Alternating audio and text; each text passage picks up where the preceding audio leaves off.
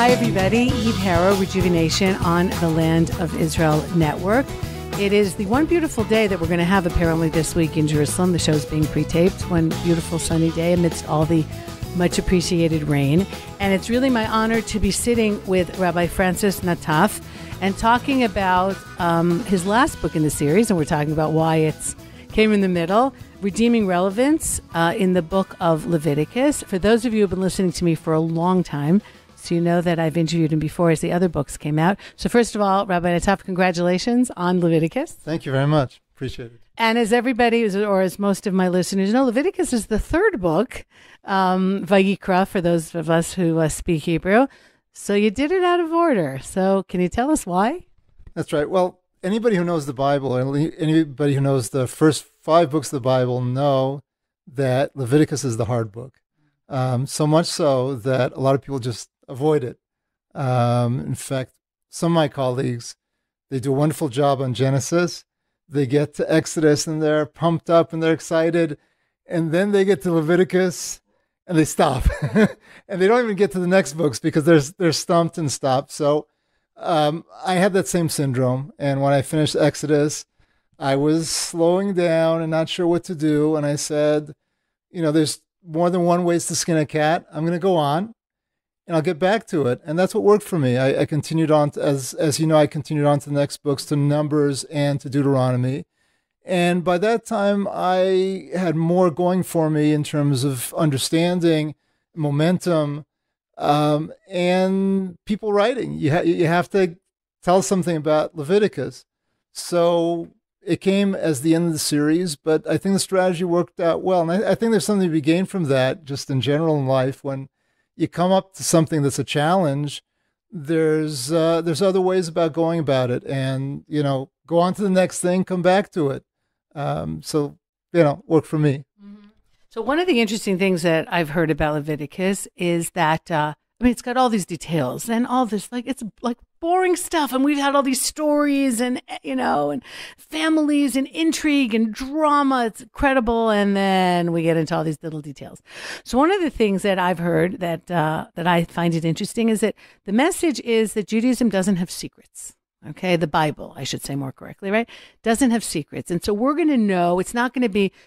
At the time that it's written, worship of God, a lot of it is like you have a few priests and they know, and just trust me and give me your money or give me your whatever, and then I'll make it all right with God. I'm like the interlocutor with God. And what this is saying is, even in the places that we're not going to be, most of us not being Levites or priests, not living even when the time when there's a temple, even what the high priest is doing all by himself in the Holy of Holies, just on one day a year, Yom Kippur, we're going to know. There's no hoo-hoo stuff here. What do you feel about that? Yeah, that makes sense. I think the axis between priests and Israelites is meant to be open, but even more than not keeping it a secret, certainly that's the very basic element, which I think you're absolutely right about. What I present in my book is that the priestly order is really a model. In other words, we tend to not be interested in this rite and not understand it. But the Torah and the middle book of the Torah in Jewish tradition is called Torah Kohanim, which means the law of the priests, right? So the question is, so if it's the law of the priests, let the priests read it, and that way you don't have to get bored, right?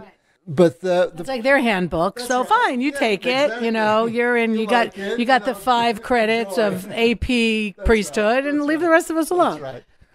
So my understanding after working on it is that really it's presenting a model for what the Jewish people is all about. As you know, in another book of the Torah, in Exodus, the Jews are referred to as a nation of priests. Now, sometimes that's mentioned, oftentimes in nice sermonics and synagogues, but very few people really think about what that means. If we take that seriously, as I think we should, then we have to ask, what is a priest? What does he do? What's the meaning of a priest? Because Jews are supposed to be priests. They're supposed to be this class of people. I'm giving a very brief, on one foot definition of how I see the role of a priest. They're this class of people who's supposed to help other people with their spirituality. And again, the question is, well, how do you do that? Many people have tried different things. As you mentioned, some ancient cults. So it's, take your money and go into the temple, do all sorts of hocus pocus, and then, the person is somehow affected, maybe. But the Jews or the Torah sees it differently and wants to expose that whole plan as a model for taking that one notch lower, taking the idea of priesthood, bring it down one notch lower and say, okay, now Jews, you understand now what priests are, what priests do. Do it yourselves. And as you guys are priests for everybody else, you see how your own priests operate. Pay attention to that, because you're going to, it's like when you have someone, you tutor someone in a practical art. So what do you tell them? You say, pay careful attention, because you're going to have to do this too. And that's how I understand the book of Leviticus. It's not about the priests, really. It's about the rest of us. And it's about that relationship that exists between the priest and the people, which is translated into the Jews and the rest of humanity. So that's the way I see it. So we shouldn't get so hung up on take the ashes and sprinkle this and sprinkle that and wear this way, and more on the general idea of what it means to bring God or spirituality and hopefully spirituality into our day-to-day life. So I think that's true, with a caveat. I think that part of the message is that details are important.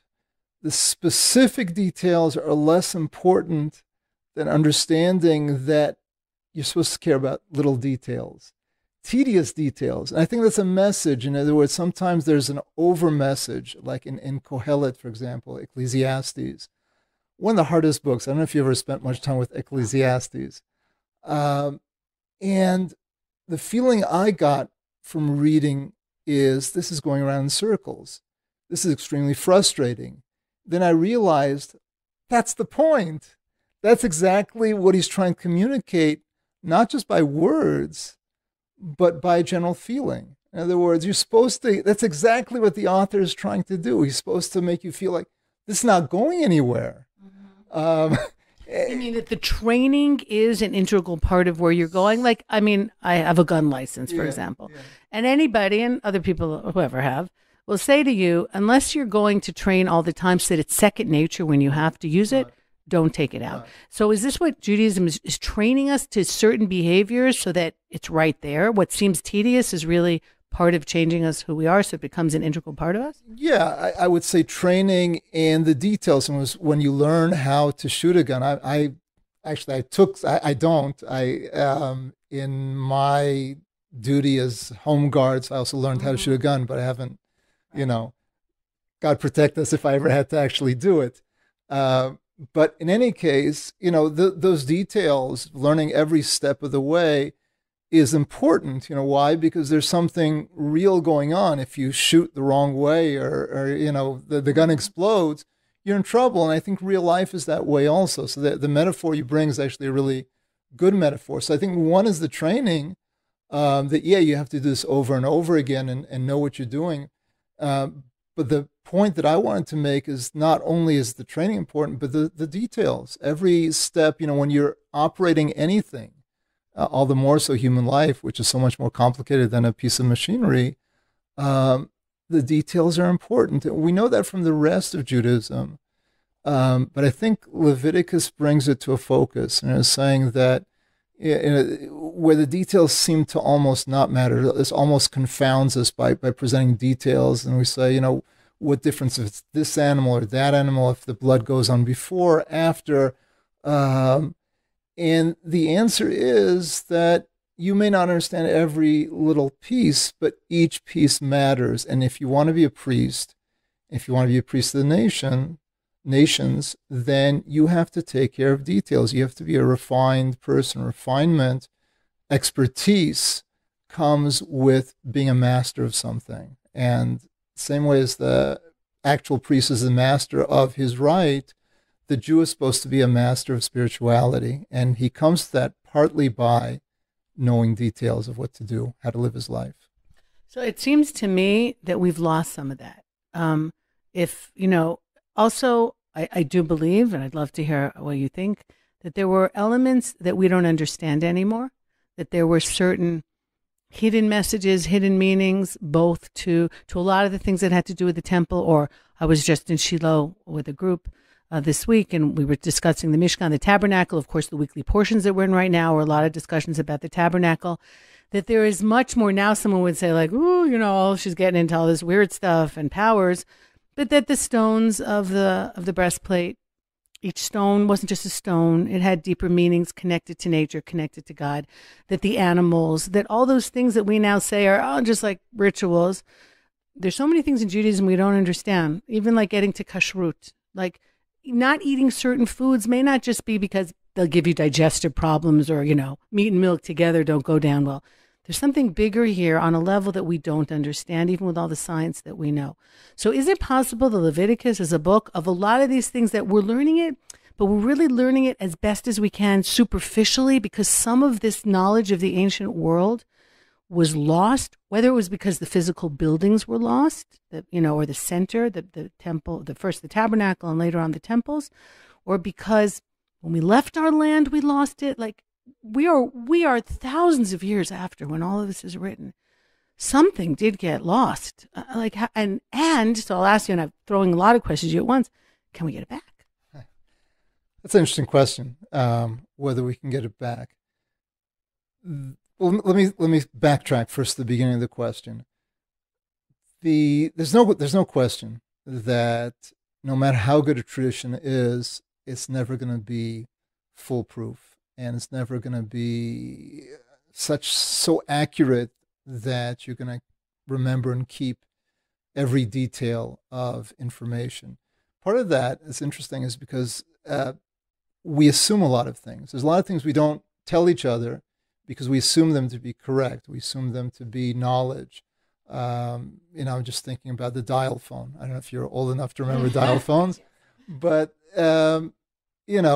we know what it is, but we don't think of explaining how a dial phone works to our children because it's obvious, right? Everybody knows how to, but, there's a cute phone, a cute picture I saw the other day of someone holding up the receiver of a dial phone up to take a picture with, because that's what a phone does, right? It takes pictures. And this is one thing from just, the short period of time we're living, obviously over hundreds and thousands of years, there's all sorts of information going to be lost. All the more so when something's not practiced. So the sacrificial rite hasn't been practiced for 2,000 years, basically. So obviously there are going to be things that are going to fall away and be less understood. Can we get it back? Well, experience will help some of it come back. I don't, it's funny because we have in history all sorts of things that are referred to as renaissances. Well, what's a renaissance? Renaissance is bringing back something that used to be. Is it the same? It's never the same, but one can go back to earlier periods and bring back some of what was held before.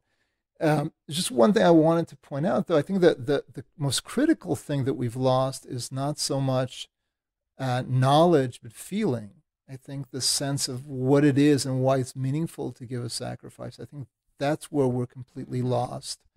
And in the first chapter, I try to reconnect to what's the essence of sacrifice. And again, not to focus on the details so much, that I focus on some of the details, but primarily on the idea of sacrifice is man's attempt to give something to God, which is really a very difficult and profound concept. Giving is very connected to a person's relationship with another person. And if we want to have a close relationship with God, we model it on the best relationship we know about, which is between humans. Some things transfer easily and other things don't. One of them is giving. Sacrifice is an attempt to take that aspect of the interhuman relationship and transfer it to the relationship between man and God. So the relationship, though, could be based, and this is a big thing for me, as my listeners know, on fear or on love. I mean, you could give something to somebody because you love them, and that's why you want to show your love. or you can give it because they have some kind of power over you, which definitely fits in where we're dealing with God. And it's like, it's more of a placating kind of thing. And in a lot of religions, you do see that where, or even like I've been to Thailand and other places where you still see people the Buddhists still putting food down next to, the statue. Now, is that out of love? I want to give something. They think the statue's actually eating it, or if it's just like, I want to make sure that I'm okay, and so I'm going to do that. So how does Leviticus or Judaism deal with that aspect of our relationship with God? Right. So the sort of buying off God is what we don't want to have. And certainly what we try with the Torah and Judaism tries to distance us from the idea of, God can be bribed. If I give him a fat enough cow, then I'm okay for the day. So that not. On the other hand, the Torah and Judaism in general, I think is very realistic in its understanding of the human personality. And it says, yes, there's an ideal relationship with God, which is based almost exclusively on love. But there's also other aspects to even a good relationship. I heard someone say, I thought it was a cute idea. I don't remember who, but that, fearing a spouse ultimately comes from love, meaning you're afraid of their reaction because you care about their reaction. And, the same thing applies to God, that there's a fear aspect which is in order and appropriate and can even be part of a healthy, ideal relationship. So in the Torah, in the book of Leviticus, you have different types of sacrifices that appropriately relate to different situations, different states of mind. So, for example, you have the Korban Todah, which is saying thank you, God. You have sacrifices that are nidavot, or free will offerings that are a result of just wanting to give, pure and simple, out of love. But then you have sin offerings. And there's an idea, again, a relationship. I made a mistake. I want to fix things up. Therefore, I'm going to do something, not as a bribe, but as an expression of the importance the relationship has in my life. And I think that's how we have to look at it, and I think it's the way that it's presented in Leviticus. Well, I mean, it's at least clear to me that this is not because God needs it. Hashem doesn't need the sacrifice. Whatever we're doing is to change us, and that's the whole point of this, that in some way we need to be where we need to be. And these kinds of actions ultimately change us to be the best that we can be. Sure. It's 100% right. I mean, in general, and that's one of the questions that's raised. God doesn't need a house, a temple, he doesn't need sacrifices. But the bottom line is he doesn't need anything on some level that makes him a very difficult body, character, personality for us to connect to. And that's why he creates all these avenues. Even the Torah itself, is a difficult construction, meaning that for God to speak in any language, no matter how perfect we want to say Hebrew is, and some people, go to extreme levels about that, it's limiting. Language, human speech, is necessarily limiting. God limits himself in the same way as the Jewish mystics speak about tzimtzum, which means God contracts himself in order to release some of the perfection that he always constantly contains, and make space for something less than perfection to create the world. When he writes the Torah, when he speaks out the Torah, on some level, by using words, he is also being involved in tzimtzum, contracting himself to language, which, again, the language of the Torah is beautiful and has so many possibilities. We've spoken about that before, the idea of 70 approaches in the Torah, and they're all correct. In spite of that, Kant spoke about the Ding an sich, the essence of something. Essence can't be fully comprehended in language. And that's the bottom line, that, that we're dealing with God making room for mankind in all sorts of different ways. Well, in the very beginning of creation, he speaks the world into existence, which is like maybe the ultimate in not the essence of it. It's just like the physical part. I guess the essence was already there. Maybe. And these goes, into the more mystical discussions. Right. So, look, I know that, and some of my Christian listeners whom I've met and guided, and one of the things that they've said to me when the conversation gets very honest and open is Judaism is just so legalistic. It's just all about do this and do that, and not so much the essence. And I believe there's a bit of truth into anything that somebody says. I don't think I hold all the truth. I don't think Judaism holds all the truth. And I think sometimes it may be because we didn't have the sacrifices or didn't have the temple that we got focused on the Torah and not on the essence, meaning the Torah was given to us to learn in order to get closer to God. And some people they didn't get to the end. They stopped at the means. And so Torah study became study for the purpose of studying Torah, and what happened to where we were supposed to go and using it as a vessel to get close to God.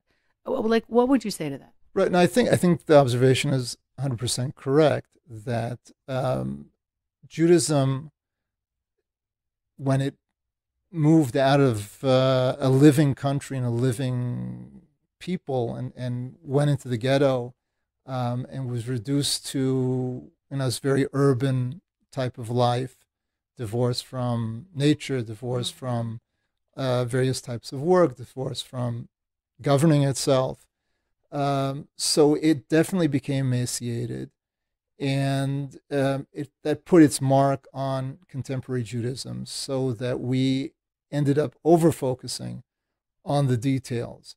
The ideal is that the details are a means to an end, but the point of this book of Leviticus and the Torah more generally is that you really want to perfect the ends, then you need to do the details right. So essentially, on one foot, Judaism is saying, yes, the most important thing is the big ideas. But the best way to get to the big ideas is to figure out all the details. If you do one without the other, well, you've got one without the other. In other words, you're doing something good, but you're not perfecting what, you're not being the best you can. And again, I think the idea that we're trying to understand in Leviticus is that not everybody has to do everything. There's specialization, and priests have to do certain things that Israelites don't. And the same division is, do I understand the difference between Jews and Gentiles, that the Jew is supposed to be that conduit for the rest of mankind that is able to transmit the message based on the very specific acts and ritual that he does, which is supposed to lead to the bigger ideas. So, ideally, I hope that we're somehow moving back towards that. Certainly, I think conversations like this, which I have with more than just you, move us in the right direction. And I think also that the challenge, when it's positive and constructive between Jews and Christians and Jews and Muslims, it's not that critique is not leveled only from Christians, but from others as well, is like what's with the details. I think it's positive because I think it challenges us. For some Jews, they don't know what to do with that criticism. Either get very defensive, or say, "Oh, you're right," so I'm just going to leave the details because you're right. Neither of those are so helpful. But I think when Jews who are very involved and knowledgeable, and there are many more Jews like that these days, are engaged in conversations with others of this type, I think it's productive conversation. Say, well, we're both trying to do similar things. Let's see how that works together. And I have this critique about what you're doing. You have this critique about what I'm doing. And let's talk about it. Sometimes there's nothing, we can't get anywhere, but many times we can. And I think it's a good example. So you and I are having this conversation at your home in Jerusalem. And against all odds, although the prophets would say it differently, we're back. Now we're back to an Israel. We're back as a people, closing fast on the majority, at least, or an absolute, more than 50% of the Jewish people who identify as Jewish now living in our, we're back as the indigenous people back into our homeland, not somewhere else. How do you see that as affecting Judaism now? Like, what can we, I know you're also, and I want to tell this to my students, you're also a very devoted to Rabbi Nathan Lopez Cordoza, someone who I was honored to have on the show, and whose ideas about maybe certain changes that we should be making now that we're back home again, are very, very important to me. So, like, where do you see that? So, that's a big question, first of all. Rabbi Cordoza and I don't agree about everything on this topic. I would say about Rabbi Cordoza that he doesn't agree with himself about everything, and he's open enough to begin to say that, which is part of his greatness. Right. So I think coming back to Israel clearly creates a tremendous opportunity to live a fully Jewish life and create a bigger Judaism, a more ambitious Judaism. That's the opportunity, the idea of Israel as a light to the nations. Interestingly, as an aside, sometimes we here in Israel say that we're being judged unfairly because we're judged by a double standard. Whenever X nation, has refugees or has issues, so they get away with it. When Israel, the smallest thing happens, and we're all over, the media, people don't never seen a Jew in their life, read in their front page that, the Jews injured the nose of someone in Gaza. So while I agree that it can really go too far, by the same token, I welcome that double standard because I think that's exactly what we understand our identity to be a light into the nations. If you're going to be a light, you have to be better than everybody else. And I think on some level, it's a backhanded compliment, this double standard. They expect more from the Jews. Again, it's a complicated topic, and some of it comes from anti-Semitism and so on and so forth. But there's some truth to be taken from that. So do we have a new opportunity living back in Israel? Like you said, the majority of the Jews? Absolutely. Are we making use of it? I think time will tell. Certainly some interesting things have happened. Rav Kook, Rabbi Abraham Isaac Kook, who actually lived before the creation of the state, but was really a mystic visionary who saw what Judaism should be when the Jews come back to Israel. On some level, was very messianic. So he had a vision which has, caught the fancy of so many Jews here in Israel, and yet we fall so far short of his great ideas that he had.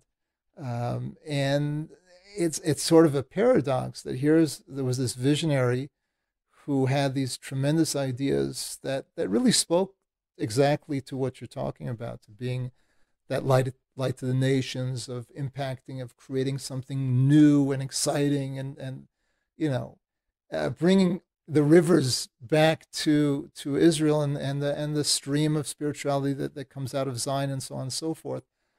So it's a bit of a paradox that here was this great visionary speaking about that before the state of Israel. He died in 1933. And there's never been someone like that since. There's a lot of smaller voices with some interesting ideas. You mentioned Rabbi Cordoza, and there are many others. Some in the diaspora as well. Rabbi Sachs of England, also an interesting thinker. But yet no one has, since this Rabbi Kook, no one has taken off. His vision, I think, is that he was going to be one of, the forerunner of many people that are going to be speaking like this and having this type of vision. And it's true that, again, people speak his ideas. I mean, his works are everywhere. He's obviously one of the most famous rabbis and influences on all sorts of rabbis and religious Jews and non-religious Jews in Israel. Be that as it may, somehow it never really took off. And it's not clear that it is taking off. Again, there are different streams that rise and fall. And there was a book that I reviewed recently by another rabbi who made some waves, who was interesting in that he was really sort of someone who really took Rav Kook's model and went with it further than anybody that I know. That's Rav Shagar, who was probably a near neighbor of yours. So there was a different way of thinking, a new way of thinking. It's not clear to me that that's going anywhere fast either. So, as I said, we live within history. It's hard to know what's going to be 50 years from now. It's hard to know what's going to be 100 years from now. It's clear that we have a tremendous opportunity, and it's clear that there's something going on. Exactly what it is and how, to what extent we'll fulfill the potential that being back is affording us, it's hard to know. Well, I think it's also important that for people to realize that the Torah is not just for religious people or people who call themselves religious, right? Who are into more of the details, shall we say. It's one of the things that we see here in Israel. And there's a whole peoplehood aspect here. And you have now people getting interested in the text. One of the nicest things that I'll ever hear when I'm guiding is after a day of guiding with people who wouldn't call themselves religious, when they'll say, wow, I'm going to go look at the Tanakh now, because what you're showing me today makes me understand that there's messages in the Tanakh that I never thought related to me, and ideas here that are exciting way beyond pulling it out, pulling a scroll out on Saturday and reading it, and that kind of thing just really doesn't do it for me. I'd rather be somewhere else. But it's interesting that you mentioned a few minutes ago about the nature aspect of it, because one of the things that I see, and again, I'm privileged to be able to go around the country, is what an agrarian people we are, not just our calendar and how it's all around the cycle of holidays, but for example, Isaiah's famous, I shall beat my spears into plowshares. You think about that. It's not I shall beat my spears into a bench and sit there and just watch. I want to work. Right. It's a plowshare. Now, a plowshare is only going to do what it's supposed to do if somebody's using it, right? And it's a beautiful vision of peace isn't just hanging out. Peace means being able to work and no one bothers me, which isn't, I don't know if people listen to that and read that and understand, or even, I was up on Mount Gerizim, Mount Bracha yesterday with a school of girls. And one of the things, that wasn't Shabbat, by the way, you're listening to this on Sunday. So that's why I'm saying this is pre-taped. Okay. So I would never go on Shabbat, but one of the things that I was talking to him about is the parable of Yotam. This crazy story from the book of Judges, right after Gidon. If you guys don't know it, go look it up. And the parable is also all about nature, right? Asking the olive tree if it'll take over, the fig tree if it'll take over, or the vine. Right. And then saying, okay, well, you guys are stuck with the thorn bush. But all of this, the image that is being drawn here is not just a nature image, but it's the nature of the land of Israel. And you absolutely cannot understand, forget the message behind the parable.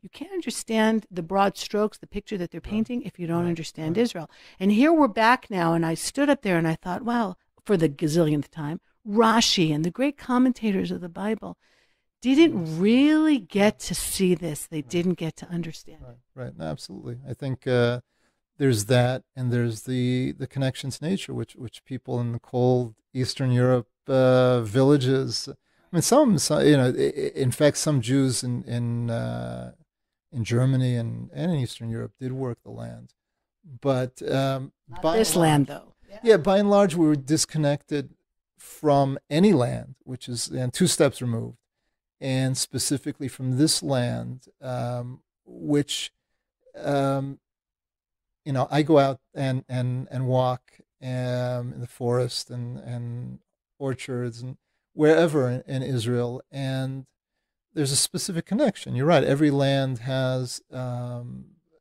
its own images, as you mentioned, that are brought out in the Bible. But these images are relating to something very real that is beyond ideas and beyond words.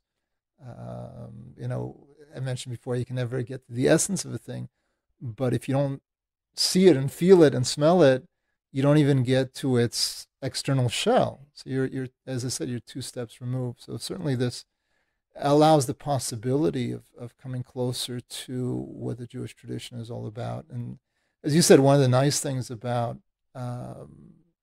the return to the land of Israel is that everybody living in Israel, all the Jews living in Israel, have this connection with the land of hiking and going, and it's different than the Boy Scouts in the United States or a Sierra Club. It's part of the culture that has an effect, and people are more connected, even if they're not totally connected here in Israel. Again, all that being said, we're living at the beginning of this renewal, and it's hard to know where it's going. I see 2 steps forward and 1 step back, and sometimes it's the opposite. And it's hard to know. I'm not a prophet, and one hopes that one is living in the trajectory that's moving way up. If you own stocks on the market, sometimes it goes up and sometimes it goes down, but you hope that ideally it should soar.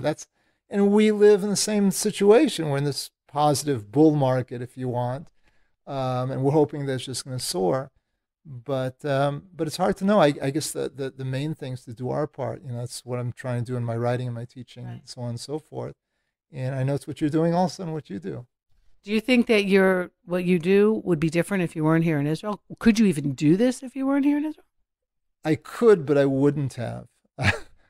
Part of the reason I'm doing it is the way my career evolved, and it would have clearly evolved in a different way. And in the United States, I was very involved in educational administration, and I was good at it. And there's no reason why I would have thought to do a lot of writing. I wouldn't have had the time.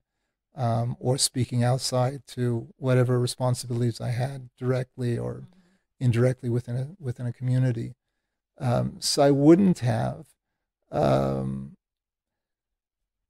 It's interesting because on some level I'm positively influenced by my living here in Israel in terms of the connection to the land, being a part of this renewal and all these lovely things that we feel.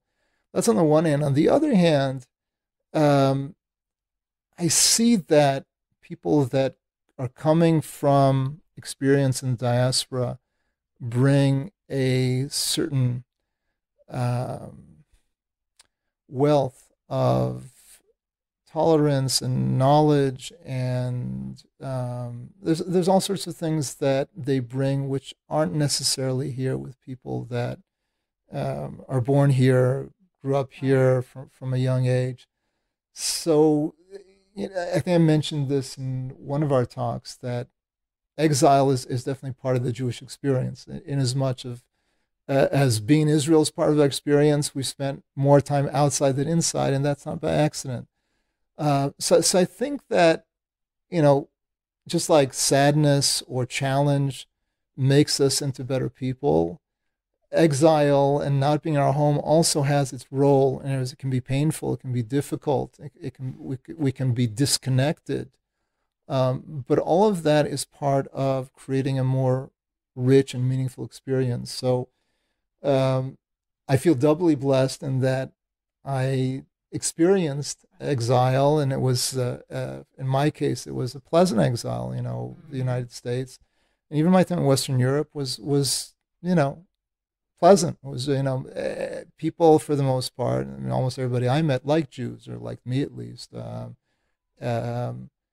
And, almost never, a couple cases here and there, but almost never encountered anti-Semitism. So, it's hard for me to say I've suffered in exile, but be that as it may, there are issues and there are hardships, and you're running against the current and all that. And in spite of the difficulties, I'm thankful that I experienced that, because for me personally, it made me better. So like any challenge and difficulty, I don't wish it on my children. But on the other hand, that's what makes the Torah so rich, what makes Jewish experience so rich, is not just looking for flowers and candy and living at home and taking it easy, but welcoming the difficulties that God throws our way with the understanding that it makes us people that are fit to be priests.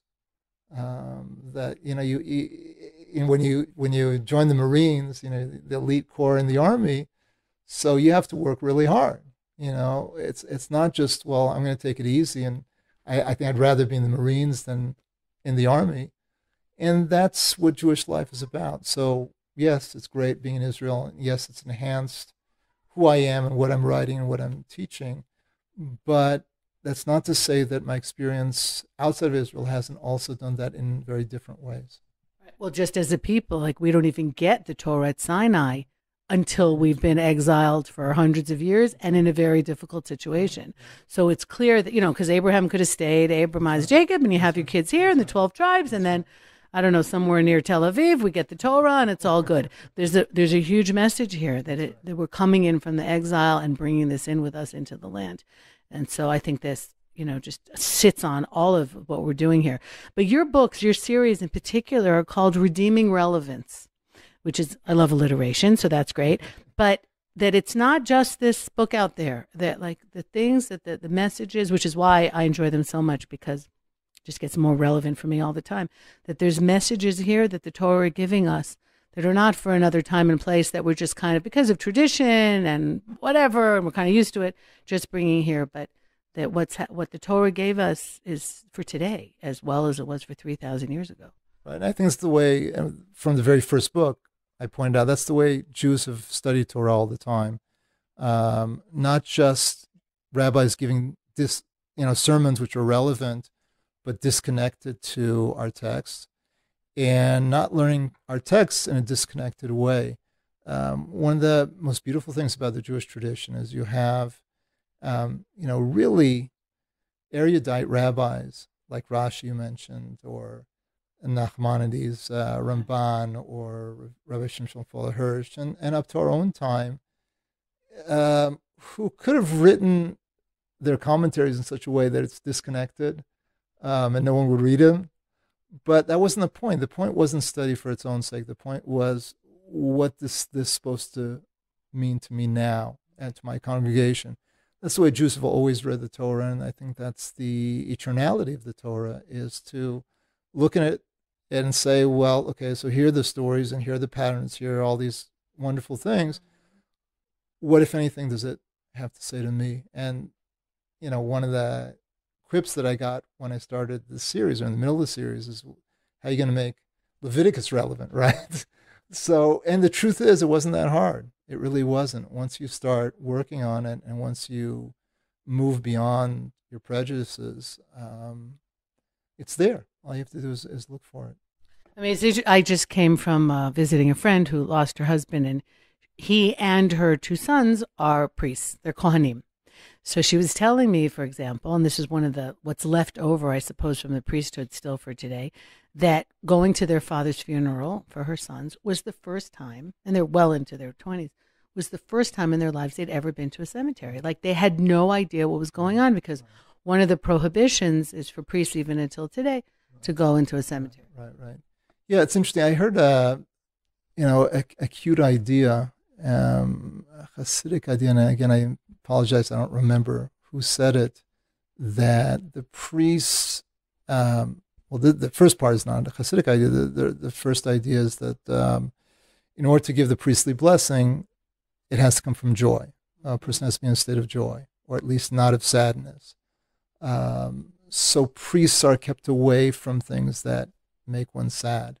That's the reason some people, most people in the Ashkenazi world, don't give the priestly blessings outside of Israel except on holidays. And here in Israel, everybody gives it. We're happier. It's interesting, just a detail which is the embodiment of something bigger, of something that speaks to our return to the land. But the idea that I heard is that when you confront death, even if you can understand it philosophically, it's still hard to connect to God, and it's hard to be happy, and it creates all sorts of stumbling blocks between the person and God, and one's state of happiness, which comes from a healthy connection with God. Therefore, the priests are told, it's not your job. As everybody has, as I mentioned before, specialties. You have to focus on what you have to focus on, and let this type of mourning situation and connect interaction with the dead, let someone else do it. And I think this is the idea of specialization didn't come around just with the Industrial Revolution. It's something that is innate to the human condition. As we're communities, we we live not as individuals, everybody on his own mountain doing everything for himself or herself. We're here to share in our religious experience and work together. And priests are not to be involved with that role, except in very special circumstances, such as, a father, or in this case, a son, should mourn for the father, even if they're a priest. That overrides, so to speak. Interestingly enough, as I'm sure you know, but not maybe all of your listeners, is that the high priest would not do that. Even if it was, his father or his son, he would not, go and follow and go to the cemetery. There's a cute Mishnah that speaks about how he would follow the funeral procession from a distance, right? Because there was some connection, but it had to be very limited. And in his case, he really had to be connected to God, almost to the exclusivity of, concern with his own family.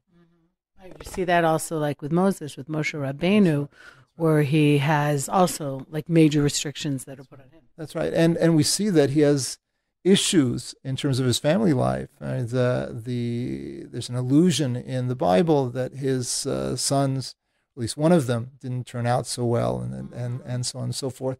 But even without that, we see there's very, I wrote about that in another book, there's very little connection between Moses and his wife and his children, because that wasn't his job. I explained why it was important for him to get married and have children, but he wasn't, he was a monastic father and a monastic husband. He really had to turn away from that and said, well, maybe, I don't know if he figured out, God told him, but essentially, this is not my role. Someone else is going to have to do this and take care of my children. And the truth is, nobody can be perfect at everything, and that takes its cost.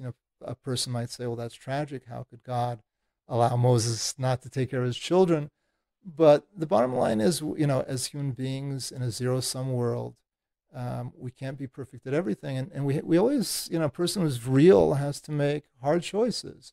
You're always cutting corners somewhere. And for some people, it's going to be in one place. And for other people, it's going to be another place. And again, that's part of the Jewish tradition that I see. One of the more esoteric stories, I don't know if esoteric is the word also, when I guide, is Pesel Micha, especially when you're up near Shiloh and there's this kind of alternate altar that's pretty much across the street or right in the same area. And the Rashi, I believe, saying that actually the priest that is brought up to be with Micha is the grandson of Moshe, that it's written Menashe, but the nun is very small, as so not to embarrass him. But this is how far his grandson falls. Jacob's grandsons are Ephraim and Menashe, the real other Menashe, right, who come out of Egypt with us and really join the Jewish people. We bless our children in their names, our sons in their names, let's say on Friday night for those of us who do that.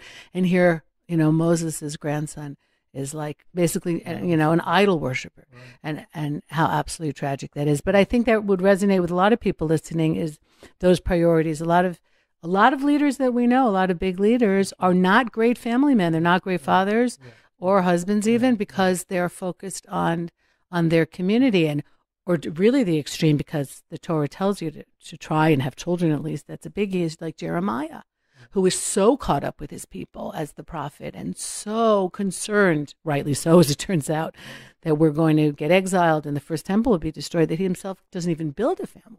Right.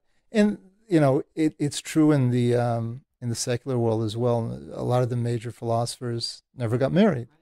For obvious reasons. You only have a certain amount of hours in the day and years and days in the year. If you want to become really great at something, it's hard to do other things. Most people aren't that great and need to focus on living a balanced life, which involves a little bit of this and a little bit of that. But there are some people that need to choose that for themselves, and some people are guided by God into that role. I was thinking of the Lubavitcher Rebbe, who got married but didn't have children. Well, that saved him a tremendous amount of time. I mean, it's a terrible way to look at it, but on a real level. He may not have been the Lubavitcher Rebbe, you're saying, had he had children, even though it was a personal tragedy? 100%. Listen, he would have been a great person, Right. but as great, I don't know. And certainly not as available to his followers.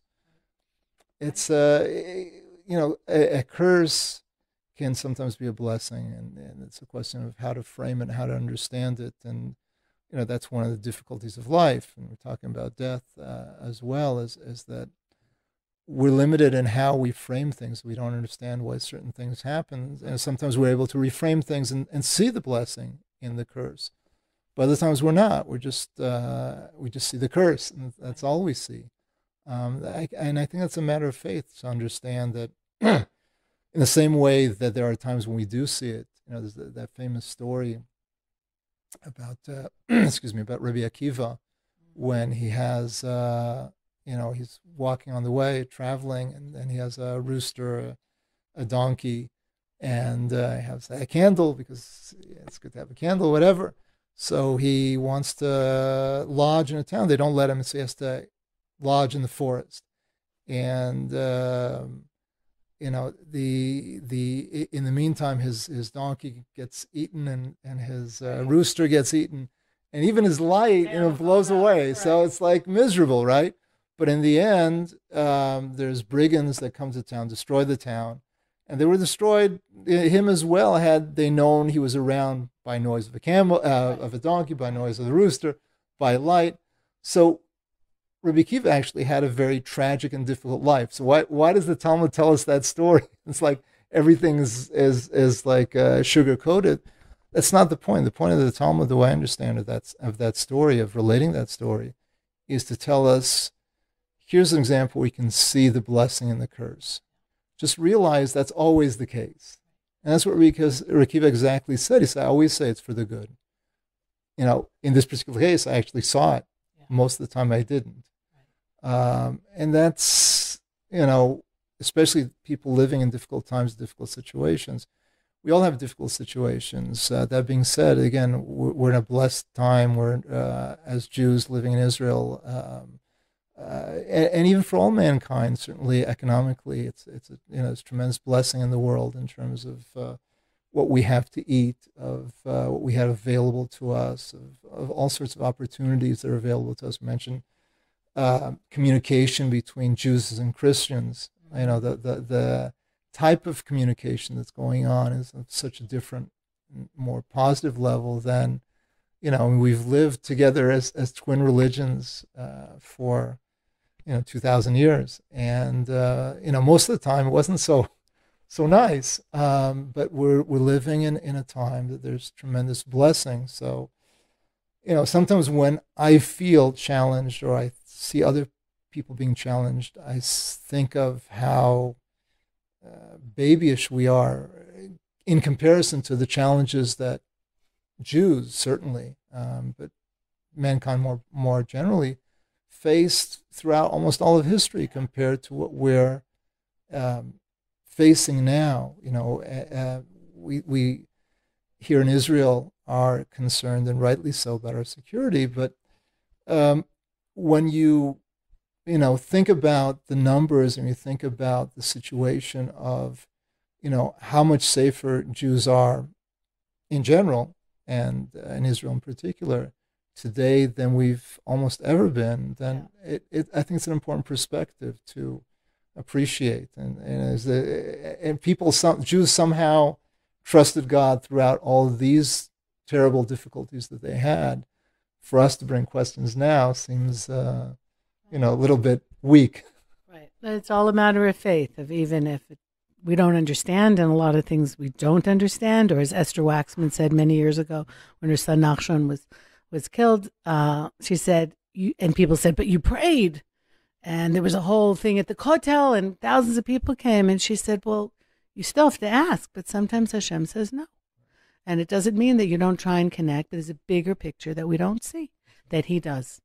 And that's what we have to go with. So, Rabbi Francis Nataf, thank you so much. If people want to get the book, of course, to add to the collection of the rest of your books they already have, or if they want to, I know that you sometimes go out on speaking engagements, and they can have you in person. How do they get in contact with you? So, I like people speaking to me in person, but easiest to get my Gmail account, going out on a limb, putting it out on the radio, but it's Francis Nataf, FrancisNataf at Google. Yeah, like everybody else. I'm sorry, at Gmail, not like everybody else. Yeah, at gmail.com. And I welcome any correspondence of any type. Certainly, Amazon is going to be a place to buy my books. It may not be available on Amazon right away, though the other 4 volumes are. You can Google my name and you'll find where it's available. It's available from the publishers who, again, are neighbors of yours, or in publications, which is actually based in Jerusalem, but the director lives not far from Eve. In any case, I welcome everybody to continue the conversation with me. It's the last book, but the conversation continues.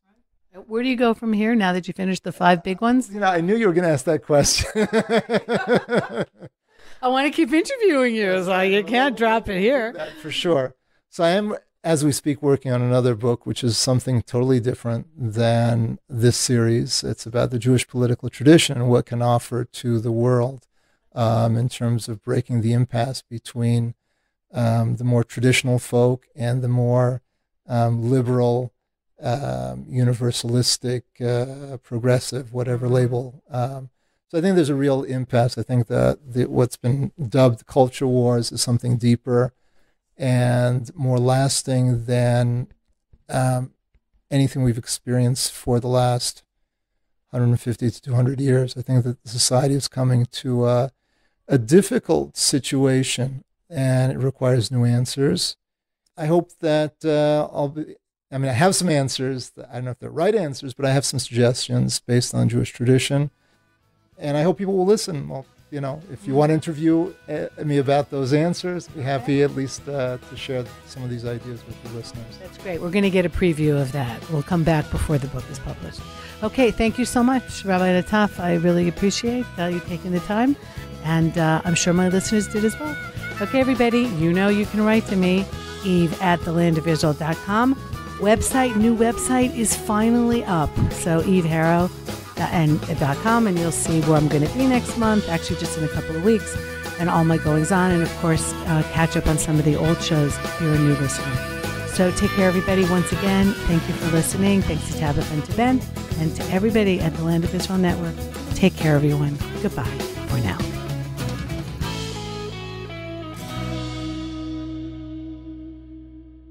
For Rosh Chodesh Adar Bet, this coming new moon, we are doing the Land of Israel Network Shabbaton at the Dead Sea, called the Israel-Inspired Retreat, where there's going to be Torah study and connection and meditation and prayer, and we're going to be able to connect and to talk about everything that's going on in Israel today on spiritual levels. It's going to be a really special weekend. You can find out about it on thelandofisrael.travel. That's thelandofisrael.travel. You can see all the details there. We'd love to have you join us.